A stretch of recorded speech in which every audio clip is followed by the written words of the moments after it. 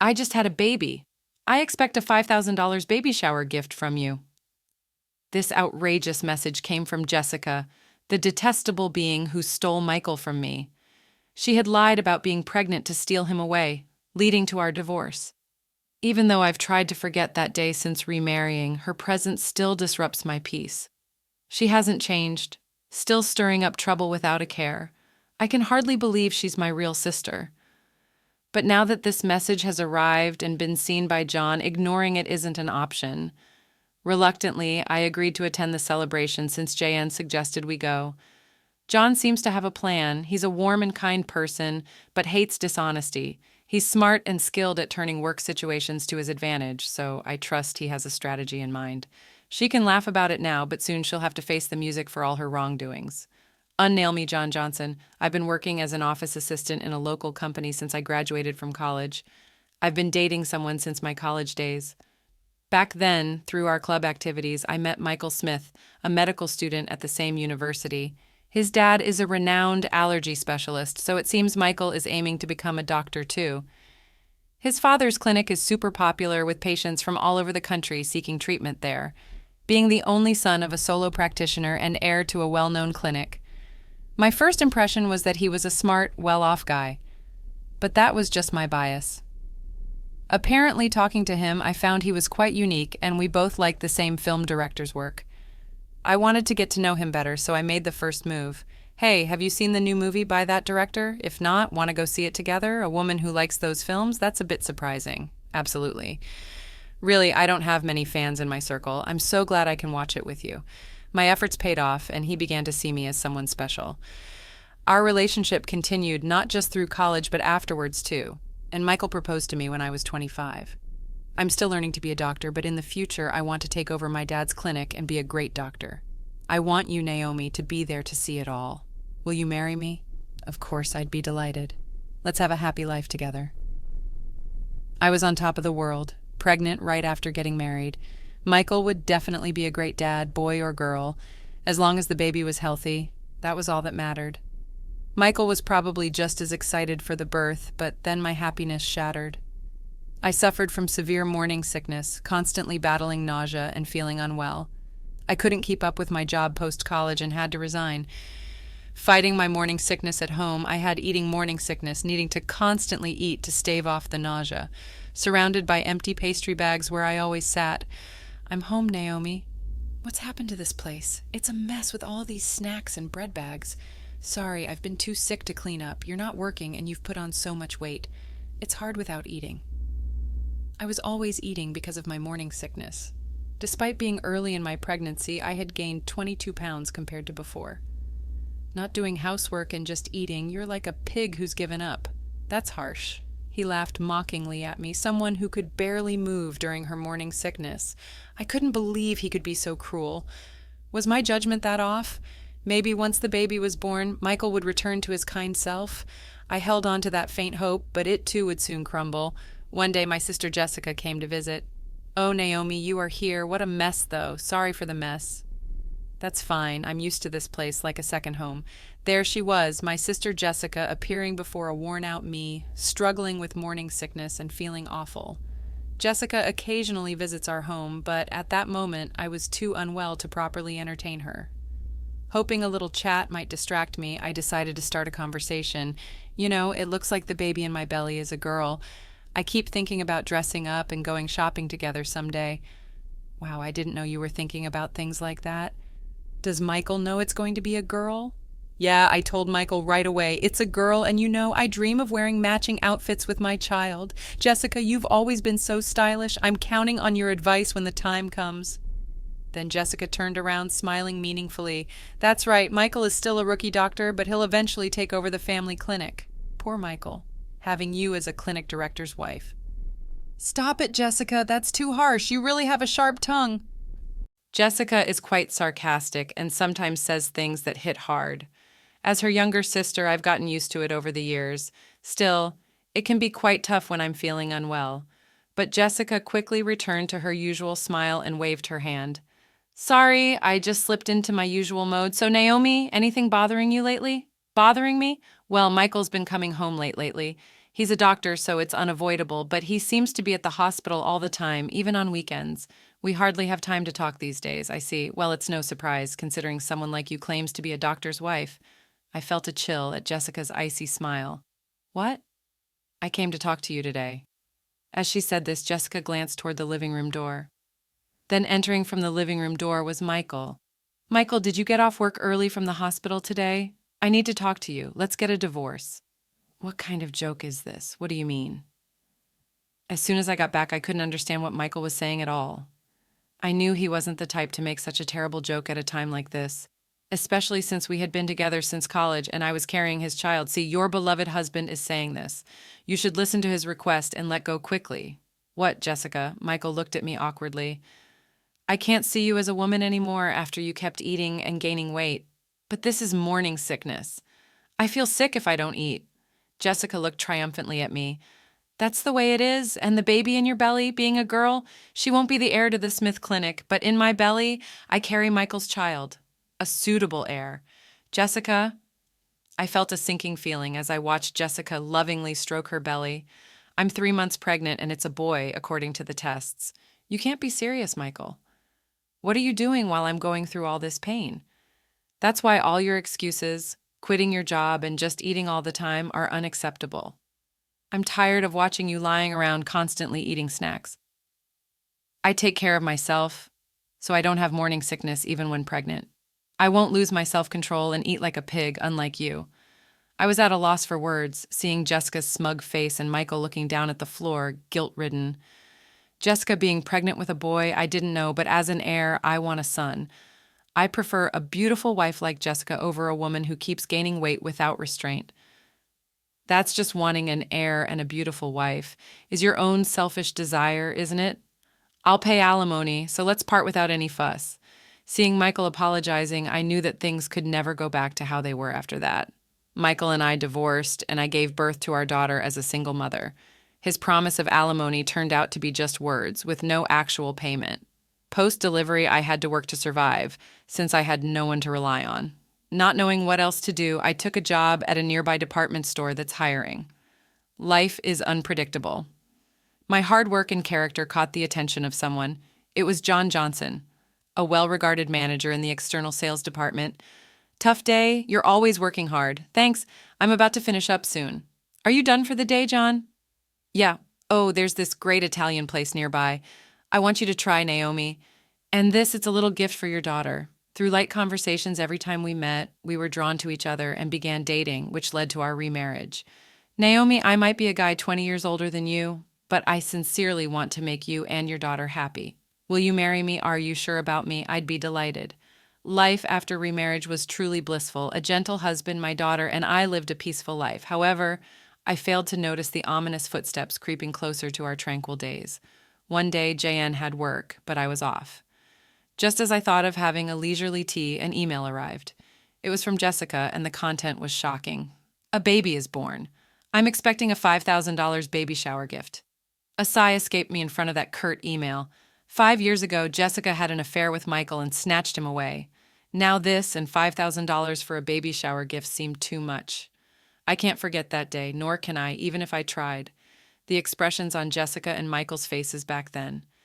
The way they sought happiness together, ignoring my suffering from morning sickness, was unforgivable. I was at a loss on how to respond to Jess's email. Then John returned from work, noticing something was off, and asked with concern, "What's wrong, Naomi? You look pale." "Oh, John, it's a message from my sister. She had a baby, the sister who married your ex-husband, Michael." Yeah, I don't want to see her face or hear from her, plus she's asking for a $5,000 baby shower gift. As John listened and looked at my phone, he suddenly said, "Wait, this Jessica Smith name, you know her?" I didn't mention her when we got married because I didn't want to remember. "Yeah, I've never been introduced to her by you, but I wonder." John, pondering while looking at the email, seemed to recall something. "We didn't properly greet her during our wedding, so let's visit her now. Also, I just remembered something I needed to do back at the department store." He then hurriedly prepared to leave, going back to the department store. "Now, sorry, there's something I need to do." A few hours later, John returned with a thick file. Is it okay if we visit your sister Jessica 2 weeks from now on Sunday? We both have the day off, and I'd like her to meet my parents and cousins too. Your parents and cousins too? Jessica loves being the center of attention, so she'll probably be fine, but why? I heard your ex-husband Michael is famous for allergy treatment. My family has a history of allergies. I thought we might get some good advice. I remembered hearing from friends that Michael had taken over his father's allergy clinic. Michael's dad was an authority on allergy treatment, and Michael became an allergist too. A friend told me, "Okay, I'll contact Jessica." Jessica quickly agreed when I contacted her. "I want to see the baby and we'll bring a gift. Can I bring some relatives too? They really want to meet you. Of course, the more guests, the more gifts. Looking forward to seeing you in 2 weeks on Sunday." 2 weeks later, on Sunday, I visited Jessica's house with John, his parents, and relatives, including his cousins. In a quiet residential area, her stylish house stood next to the clinic, its white walls gleaming. John's parents and relatives were surprised by its luxurious design, excited to meet the renowned allergist. "Welcome, I've been waiting for you. Long time no see, Jessica. You look happy." Of course, I was worried about my first childbirth, but it all worked out in the end. I felt something off in Jessica's words. First childbirth? Didn't you say you were pregnant with a boy before? Oh, did I not tell you? I miscarried that time, so this is my first. John, standing beside me, nodded meaningfully. Seeing John's face, Jessica started to tremble. "Oh, hello. Nice to meet you." "Hello, you must be Naomi's sister." "I heard a bit about the miscarriage." "Yes, but I don't want to remember the miscarriage." Jessica turned her face away in a huff and started to walk off. "Sorry about that." "Oh, there's something I wanted to give you, Jessica." "What? Something for me?" Jan handed her an envelope. It's pastel-colored with the word "Congratulations" written on it, thick enough to be noticeable even from the side. "Here you go. I wanted to give this to Jessica personally. Got it, just what I've been waiting for." I glanced at John and whispered to him, "Hey, we aren't rich and we don't have to give Jessica the $5,000 she asked for." But John, unfazed, cut me off. "It's fine. Trust me, you'll understand if you watch." "What do you mean, if I watch?" While we were talking about the envelope, Jessica had already started opening it. "I need to check if it's exactly $5,000. With this thickness, it might even be $10,000. The cute envelope was torn open with a ripping sound. Jessica's face clouded over the moment she opened it. "What's this?" John stepped forward with a salesperson's smile to explain. "Mrs. Jessica Smith, this is a detailed statement of your purchases at the department store over the past 5 years. You said to put it on my tab, and this is the amount you've accumulated to date." "What are you talking about? I don't know anything about this." The statement Jessica held listed names of luxury watches and brand bags. Seeing the 5-digit figure in the amount column, I was in disbelief. Indeed, Mr. Michael Smith himself and his parents are valued customers with an external sales card contract. However, with such a high amount, we needed to confirm just to be sure. My husband is the famous allergist Michael Smith. As the wife of the clinic's director, using 1 or 2 external sales cards is nothing. Is that so? Also, there's something else I personally wanted to verify. John paused before continuing. About 5 years ago, we had complaints about a customer flaunting their external sales card and making extremely unpleasant remarks. "Do you know anything about this? What's that? What does it matter?" Since we had several complaints, I checked with the staff who were nearby at the time. The content of the conversation was so terrible that the staff remembered it clearly.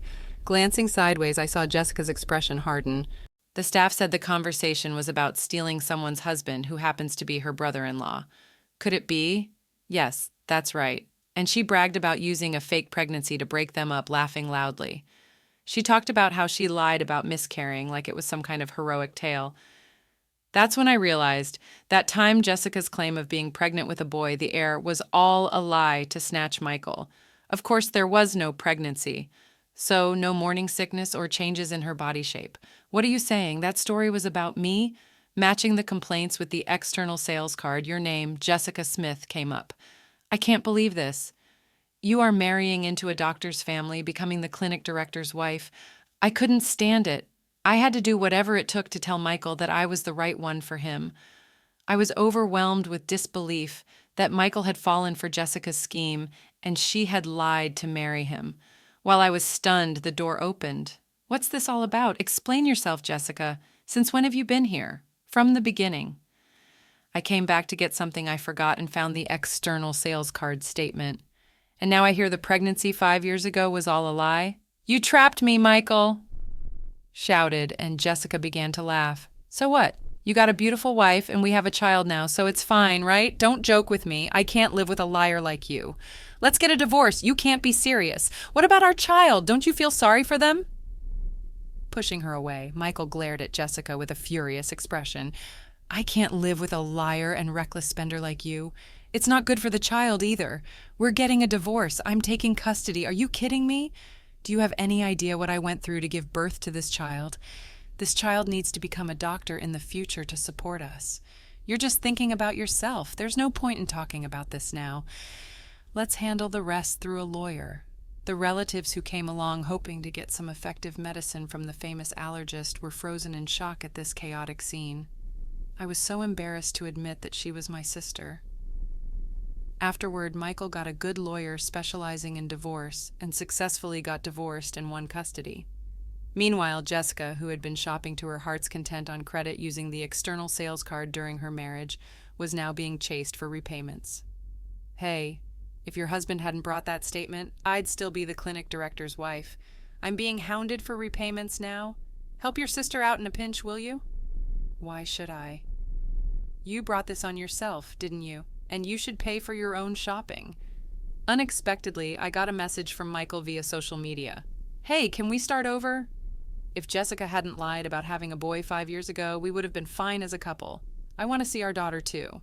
I had forgotten how he left me suffering with morning sickness and mocked me, then cheated on me. After 5 years of no contact, the last thing I wanted was to see his face again. Michael seemed to be struggling to keep the clinic he inherited from his father running. But you can't stop gossip. Due to the infidelity rumors, patients stopped coming. The Smith Clinic, which Michael inherited, had a 1-star rating and unbelievably bad reviews on a hospital review site. It seemed only a matter of time before he would have to close the clinic he was so fixated on inheriting. Ironically, he was so obsessed with having a male heir. My husband, daughter, and I continue to live happily as a family. Naomi, are you ready? Shall we head out soon? Yes, I was just remembering how delicious the spaghetti you brought me from that restaurant was back when I was a single mother. JN used to order from a restaurant for takeout as a way to approach me. Back then, my daughter was small, and since we weren't dating, we never ate at the restaurant, just as colleagues. You had just gotten divorced and were having a hard time, right? I thought even a little bit of delicious food could bring you happiness. It was your kindness that drew me to you. The dish that brought us together back then, it was just my daughter and me eating takeout, but now it's different. I'm happy that we can eat together as a family. Who would have thought that a day like this, going out with you and our daughter, would come?